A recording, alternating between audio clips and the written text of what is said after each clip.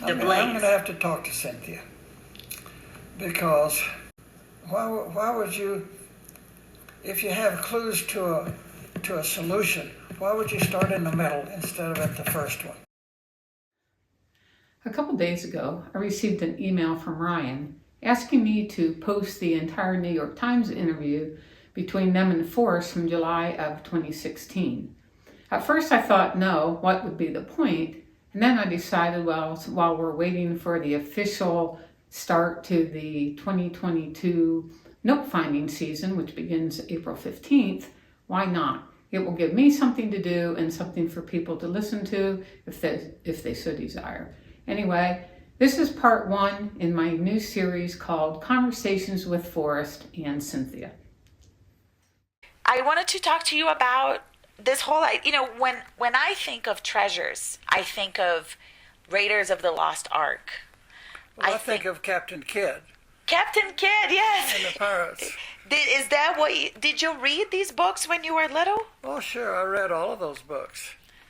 And then later on, when I built my gallery, I started dealing in some of those paintings. The old Brandywine School painters, Harvey Dunn, Howard Powell, Schoonover, and N.C. Wyeth, and there were about 8 of them. And they illustrated all those old stories, Blackbeard and The Last of the Mohicans, and I mean, those. I grew up with those stories. And because I started to think, why a treasure chest with things inside that are things like a pirate would find in a treasure chest. Did you read my book? I did. I read this, so I understand. It's kind of crazy, isn't it? It is. And you're like a cat. You have, how many lives do you have more to? Because you were shot down twice. 51 at last count. You were shot down twice, right? And then you had cancer. And you're here at 85 years old. Are you sure? Maybe you're talking to a ghost. Let me see. No, you are real. So, I mean, what is it about a treasure chest that made it to you the right thing to hide? I mean, one could have, I don't know if I would have hidden anything, even if I had all this money, but... What draws people from all over the world to Las Vegas, Nevada? The casinos. The thrill of the chase. The idea that right around the next turn is the mother lode.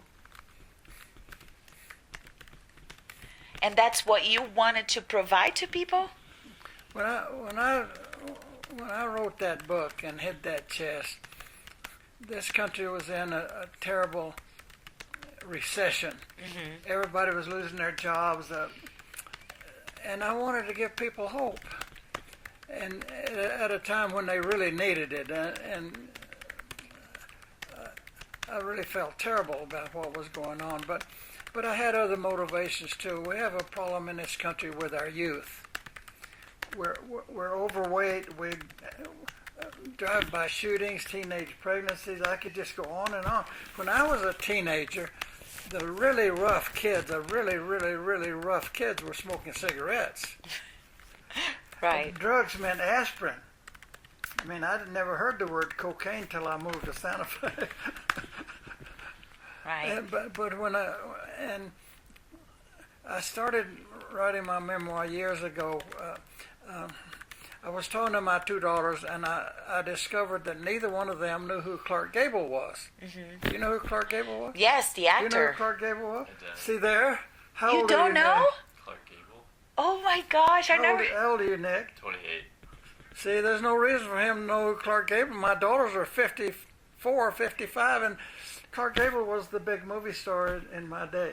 And I a very handsome man. So sad that we, and I don't know who my great grandfather was on my father's side, and I think it was so sad that. And I tell the stories. I remember my grandmother telling me about the cow and the Comanche Indians running through their barnyard in Fort Worth trying to catch chickens. I mean, that was 3 generations ago. That's pretty amazing, isn't it? Yeah. And this writer from Austin called me on the phone. She said, Miss Finn, I read your book. She said, that's really a strange book. She said, who is your audience for a book like that? And I said, my audience is every redneck in Texas with 12 kids who lost his job but has a pickup truck and a bedroll. I said, and he needs some money to support his family. I said, that's my audience. I want him to get in his truck, throw his kids in the back, and go up into the Rocky Mountains looking for the treasure. What's better than that? There is no, I mean, it was a great day we had. 65,000 people have done that. Right. That's an estimate, but I spend a lot of time thinking about it. I still get over 100 emails a day. What do people write to you about? About half the time they're thanking me. We would never have seen Yellowstone if it had not been for your hidden treasure, and I just want to thank you. Wow. And do you get, I bet you get people asking questions about the treasure, right? And I don't respond to those. I have some rules. If you write me a short email, sign your name, and don't ask me any questions about the treasure, and you're pleasant, then I'll respond to it. I get emails that are 6-7 pages long. I don't even read them. I mean,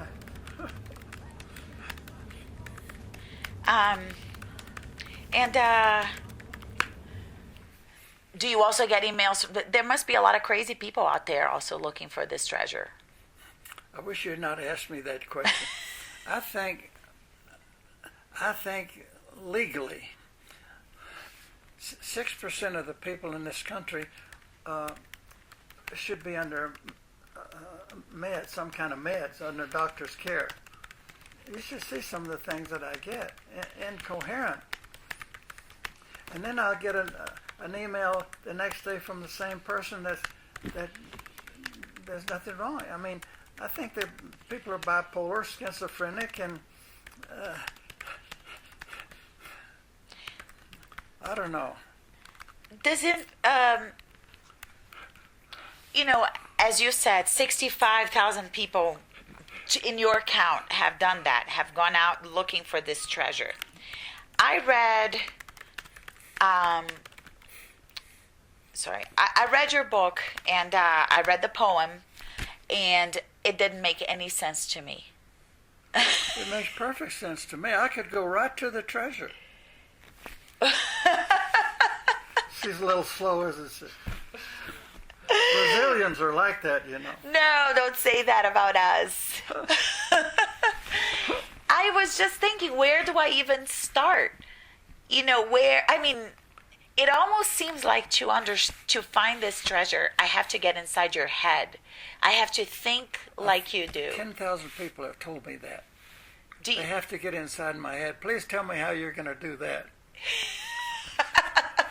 Brazilians have power. She's one of the 6%.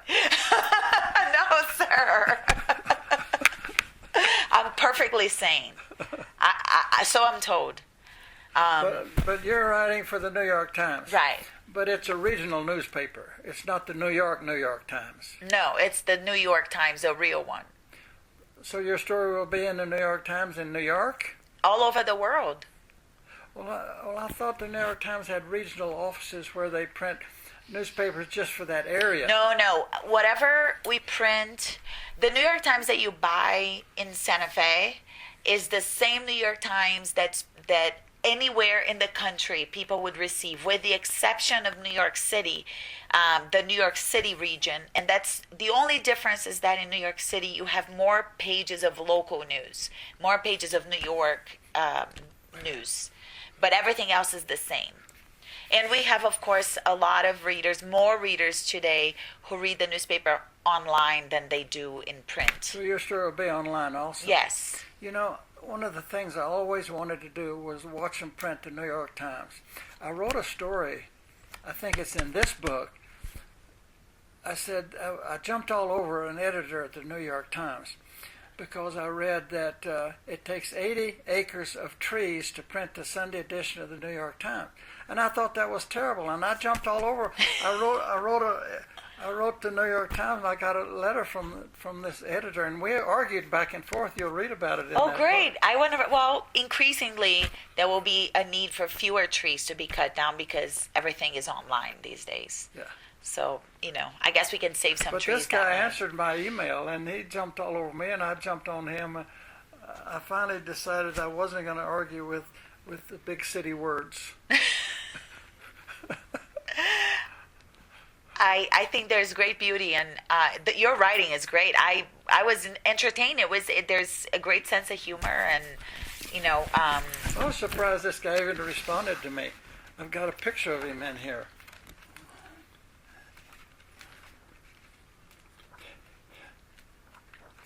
I had an artist make this picture. If I can find it.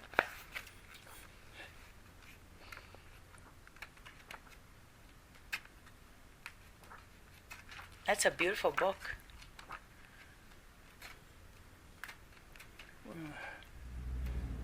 Go ahead with your questions. Well, I was going back to the idea of the treasure, and I'm not going to ask you where it is because I know you won't tell me, right? You're right. I won't. But about how many times have you been asked where the treasure is? 3 times. Really? People don't ask me that. What they'll say is, we went to such and such and turned left and went down a little gravel road. Tell me if we're getting warm.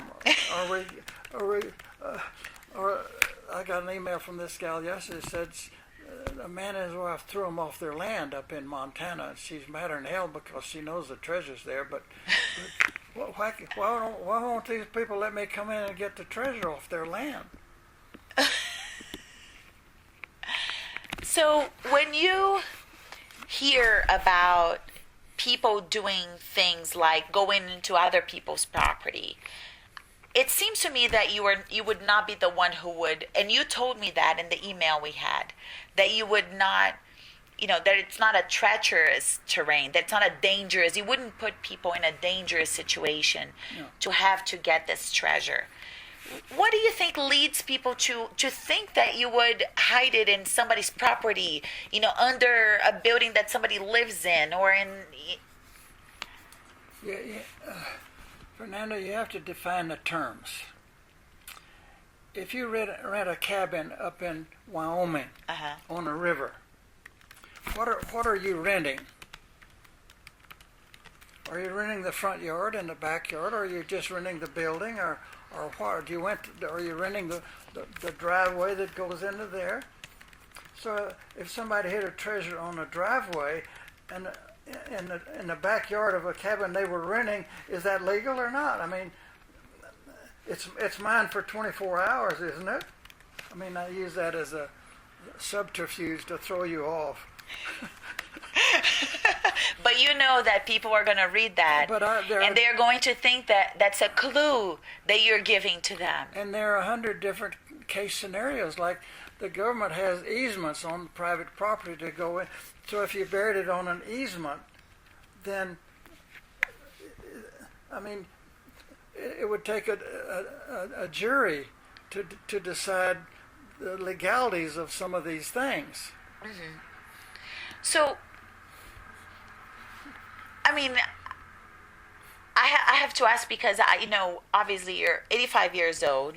Nobody lives forever, at least that we know of.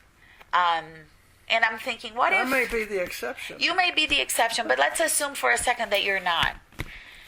What if you leave us? You go to heaven, and... What changes? I'm a spectator at this point. I hid my treasure, and now I'm sitting on the sidelines watching everybody try to find it. I mean, when I hid that treasure, there was nobody around any place. And I was walking back to my car, and I was exhilarated. And I yelled out loud. I said, "Forrest Finn, did you really do that?" And I started laughing because I thought it was so hilarious. And atrocious, really. But in the back of my mind, I knew that if I'm sorry tomorrow, I can go back and get it. But then I decided, I'm not going to go back and get it. I mean, I spent a bunch of money on that thing, and I just said it belongs to the world now. I mean, it's out of my hands, and that's the way I feel about it.